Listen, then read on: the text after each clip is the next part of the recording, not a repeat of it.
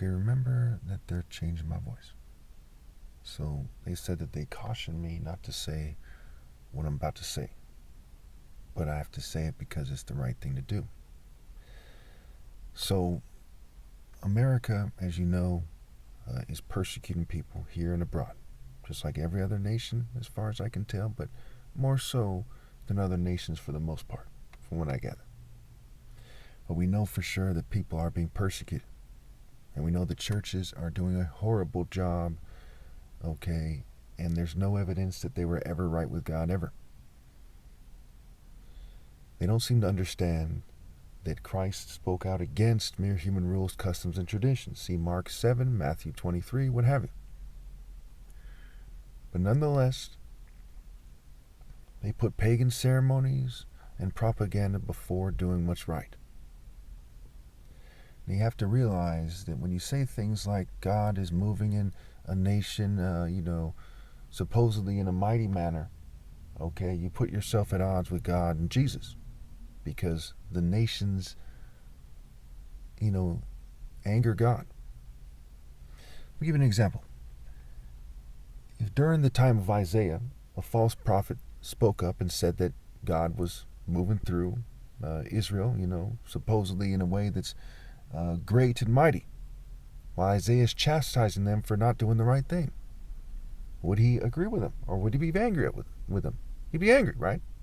He said, what do you mean? You're all being idolaters. You have, high places to Asherah. You're worshiping the Baals. Like, what the heck's the problem, right? You're worshiping Molech and Chemosh, okay? What the hell? He'd be mad, right? And Isaiah and Jeremiah, as the story goes, they were given a hard time for telling the truth. So if you were Christ, the King of Kings, and you know that it wasn't just in stories that people stood firm and said what needs to be said, would you beat around the bush? The pagan holiday of Easter is like all the fake Christians and all the pagans and everyone else who's an idiot challenging God Almighty on this holiday. And even some of them, and they're hypocrites, not just the ones who don't say it that way, argue that the holiday is pagan, and it is, and that it's wrong to celebrate on that holiday, right? They argue that they don't celebrate Christmas, they don't celebrate Easter, what have you.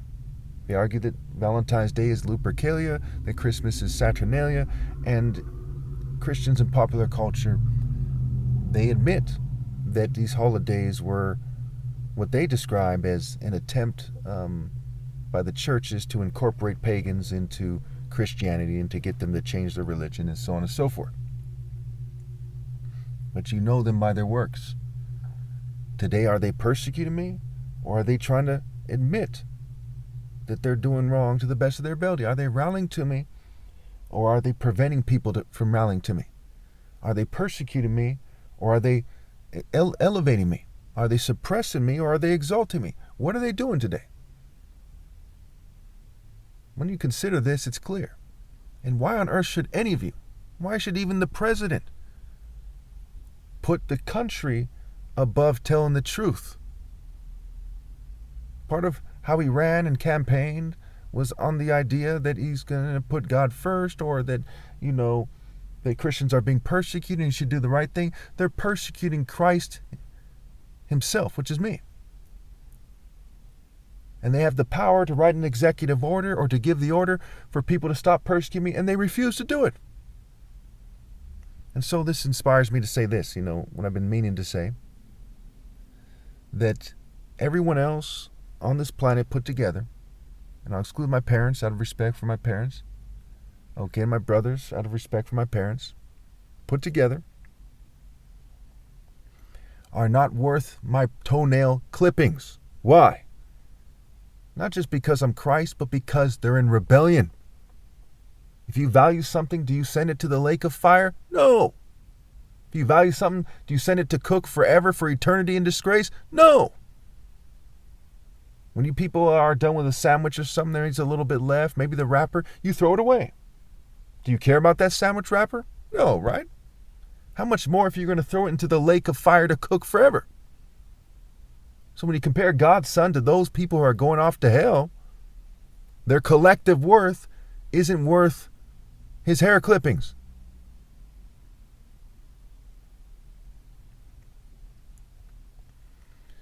Now, because people pretend that they have family values. Oh yeah, I'm sure if you value your family, you raise them in Western culture. When your own churches say that Western culture is pagan, that it's evil, and so on and so forth. If you value them, you raise them to transcend Western culture, not to embrace it. And be a rocker, a rap star, an emo, a goth, a dumb jock, a dumb slut. I mean, give me a fucking break. Some Hollywood groupie? I mean, come on. You call that valuing your family? My goodness. People don't want to admit the fact of the matter. They don't understand the heart of the matter. They don't understand, like, anything. It's like they're crazy. They only have a basic understanding of things. How to change a tire, tie their shoes. But when it comes to things that matter most, they don't get it. They'll go off and study things for a long time. They'll be a mechanic. They'll be a doctor. They'll be a lawyer. An engineer. And would they learn the purpose of life and truth? No, they'll go to church like for years and years and years, every Sunday. But they won't learn the essence of the message. So, my question to you is, and I'm trying not to be too insulting, but I have to convey this message nonetheless. My question to the president and everyone else. How could God be moving mightily in your nation when you're all behaving like pagan scum? And when you're persecuting Christ on this holiday, which you claim is a holiday to serve God it's a time, you claim it's the time that you serve God. You're even fuming me right now as I make this video because you're not loyal to God enough to keep yourselves from fuming Christ. My goodness. If that's not a sign, what the hell is? Now, do any of you think that shouldn't be said? So, again, I've done this many times. I'm reaching out to the president, to the country. Okay, stop persecuting people, house the homeless, feed the poor. Let's discuss these things. Let's look at the models. Okay, for somewhere around 1/2000th of the debt. That's 1/2000th. Again, they're fuming me, and my mouth is dry right now, what have you. But for around that, you could cut a check for $20 billion and build 200,000 apartments, okay, or tiny homes at least, to house the homeless with. For around 1/1000th of the debt. Okay, if the debt was 40 trillion instead of 37 trillion. Okay, $40 billion would be 1/1000th of the debt.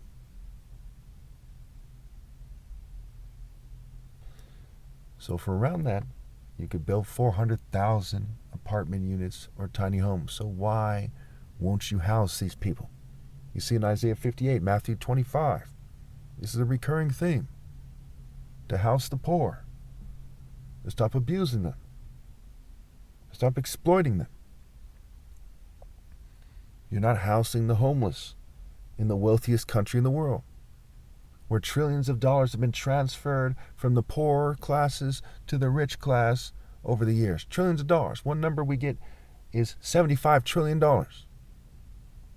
What is $40 billion or $100 billion compared to $75 trillion? But you won't house these people. And there's some of these people are children. Some people are women who are getting raped many times in the streets. They're prostituting themselves, and they're sick, and they're sleeping on toxic cement, putting drugs in their system. You're not trying hard enough to help the homeless. And you're persecuting Christ. And there's 9 million people starving to death all over the world every year. 3 million of them children, and you're not doing enough to feed them. Why isn't there a global farming program to help them out? Why isn't there an emergency response with all the developed nations? By suppressing me, you're suppressing these arguments. And with these arguments made publicly, with me in my rightful place, certainly homelessness would have been ended around the world by now. Certainly people would have been fed, and preventable deaths in regards to starvation would have been prevented.